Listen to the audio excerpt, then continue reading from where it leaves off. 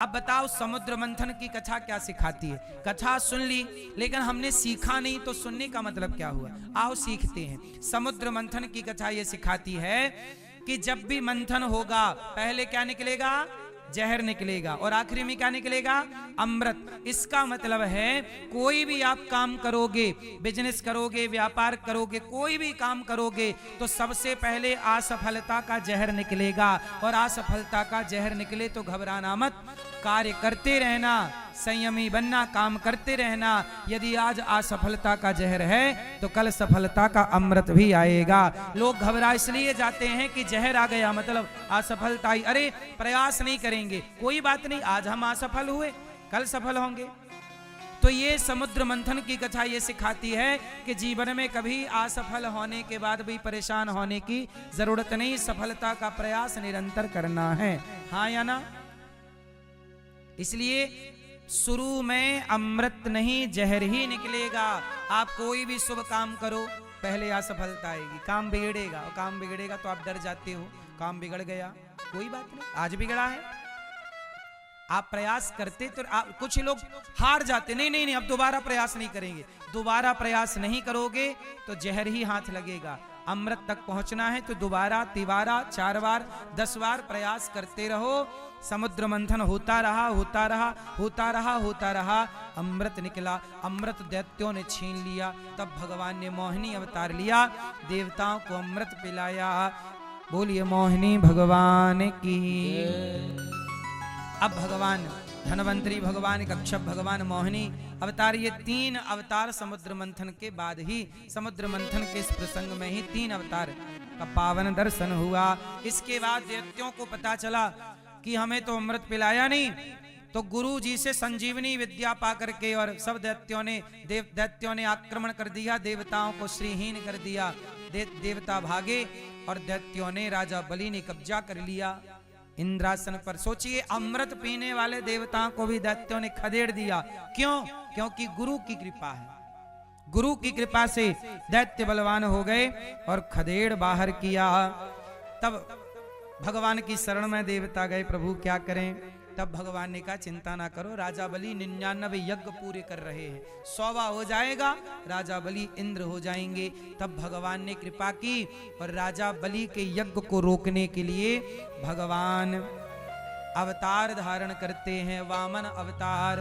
और जब वामन भगवान प्रकट हुए, फाल्गुन मास की प्रतिपदा से द्वादशी तक केवल दूध पीकर इनकी माता ने पयोव्रत का पालन किया। माता अदिति का पयोव्रत जब पालन पूरा हुआ तो इनके यहाँ भाद्रपद मास के शुक्ल पक्ष की श्रवण नक्षत्र वाली जो द्वादशी थी, उसमें भगवान स्वागतम स्वागतम ते नमस्तुभ्यम, हे प्रभु आपका स्वागत है, आप आइए। और जैसे ही सुंदर सा समय अनुकूल पाया, भगवान वामन प्रकट हो गए। बोलिए वामन भगवान की।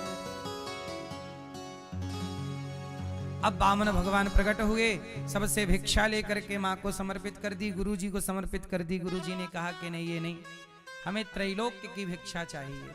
त्रैलोक्य की भिक्षा लेने के लिए चले राजा बलि के द्वार पर। राजा बलि ने कहा प्रभु आप आओ, स्वागत है। भगवान ने कहा राजन मैं आपसे कुछ चाहता हूँ।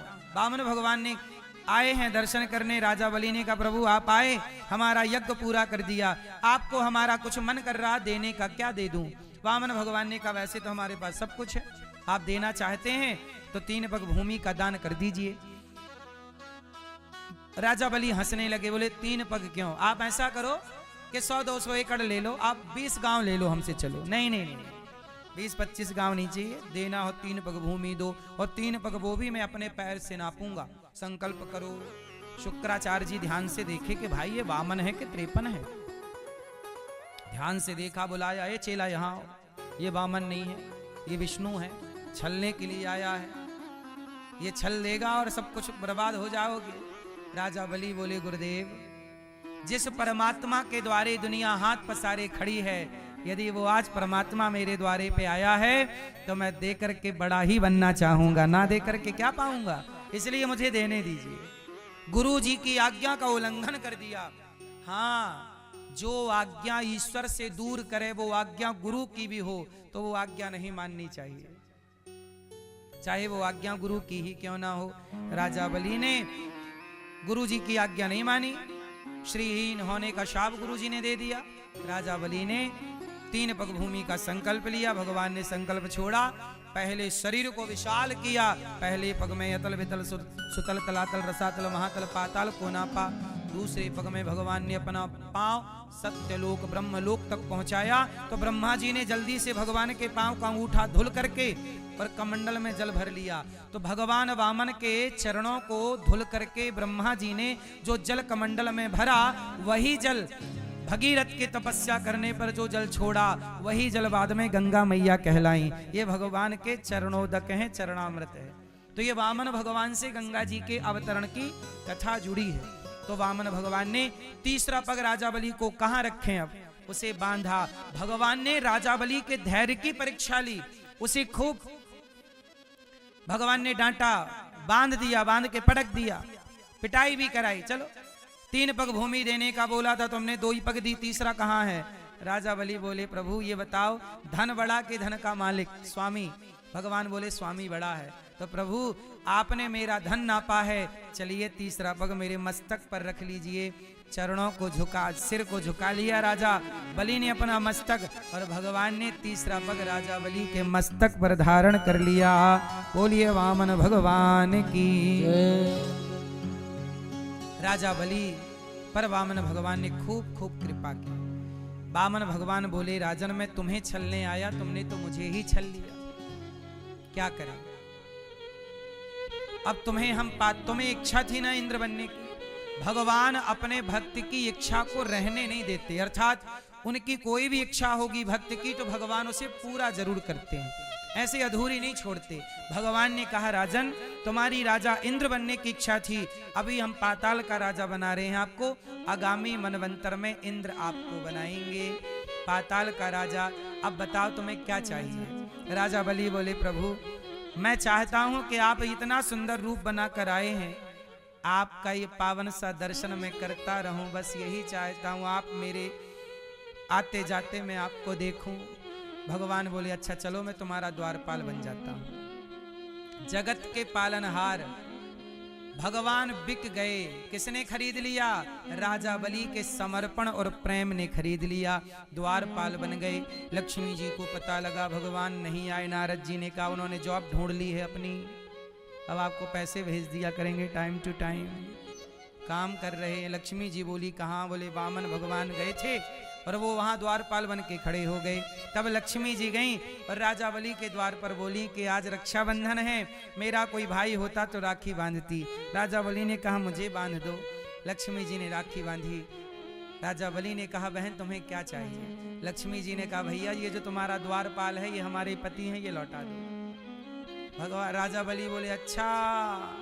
सोचिए राजा बलि के यहाँ नारायण और लक्ष्मी दोनों हाथ पसारे आए हैं। क्यों? क्योंकि राजा बलि दानी है, जो देता है उसके द्वार पर भगवान भी यूं हाथ करके आ जाते हैं। इसलिए लेने वाले से देने वाला बड़ा होता। बड़ा बनना है। लड़की का ब्याह होता है तो लड़के का बाप मांगता है कि दहेज दे दो। अब जब तुम मांग रहे हो तो तुम तो लेने वाले छोटे हो गए, देने वाला लड़की का बाप है तो देने वाला बड़ा हो गया, तो तुम मांग कर छोटे क्यों बन रहे हो? इसलिए छोटा मत बनिए, देकर के बड़ा। ईश्वर ने देने योग्य बनाया है, देकर बड़ा बनिएगा, है ना। भगवान करें कि आपका हाथ सदा यूं रहे देने के लिए, यूं कभी ना हो, ठीक है। भगवान ने ये कृपा की सब पर और राजा बलि पर कृपा की। लक्ष्मी नारायण आनंद से धाम वैकुंठ में पहुंचे। भगवान एक बार मछली का अवतार मत्स्य सत्यव्रत नाम के राजा को, जो नदी में स्नान कर रहे थे संध्या के समय, आचमन करने के लिए जब जल उठाया तो हाथ में मछली आ गई। बाद में वही मछली बड़ी होती गई, बड़ी होती गई, और वह वैवस्वत मनवंतर के पहले जो नैमित्तिक प्रलय हुआ था, ब्रह्मा जी की जब उन्हें नींद आने लगी थी, तब भगवान ने हयग्रीव नाम के दैत्य ने जब वेद चुराया था, तो वेद की रक्षा के लिए भगवान ने हयग्रीव नाम के दैत्य को मारने के लिए मत्स्य अवतार धारण किया। बोलिए मत्स्य भगवान की। और सबकी रक्षा की, और बाद में एक नाव बनाई और प्रलय के बाद सब चीजों को सुरक्षित भगवान ने रखा।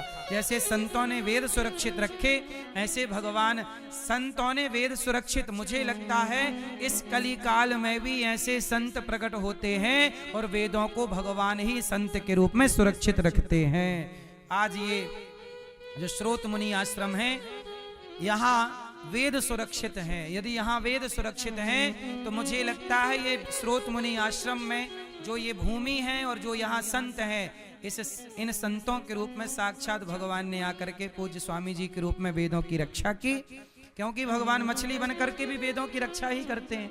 तो साधु बन के कली जब जब वेद संकट में आएंगे तब तब भगवान किसी न किसी रूप में आएंगे।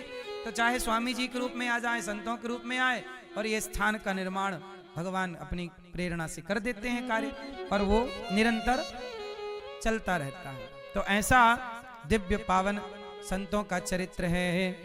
तो भगवान अब सूर्य वंश का, अब यहाँ से सूर्य वंश के चरित्र का सुखदेव भगवान राजा परीक्षित जी को वर्णन करते हैं। भगवान नारायण के पुत्र ब्रह्मा, ब्रह्मा जी से मरीचि, मरीचि के पुत्र कश्यप, फिर इन्हीं के वंश में भगवान की कृपा से इक्ष्वाकु और नृग, फिर इन्हीं के वंश में आगे चल करके आपने देखा होगा शर्याती की कन्या जो सुकन्या है, जिसका च्यवन ऋषि से विवाह हुआ, अश्विनी कुमारों ने बाद में इनकी आंखें दी, और इन्हीं के वंश में आगे चल के नभग, नभग के नाभाग, फिर अम्बरीश जिन्होंने एकादशी का व्रत किया। अम्बरीशो महाभागा सप्तद्वीपवती महीम। अम्बरीश ने एकादशी का खूब बढ़िया व्रत किया, और जब अम्बरीश ने व्रत किया, संतों को भोजन करा के पारण करने लगे तो दुर्वासा जी आ गए। दुर्वासा जी ने कहा कि मैं स्नान करके आता हूँ। लेट हो गए, त्रयोदशी लगने वाली थी, तो द्वादशी को चरणामृत जैसे ही ग्रहण किया, दुर्वासा जी ने जल अपने सिर से जटा उठा के पटकी, कृत्या प्रकट हुई।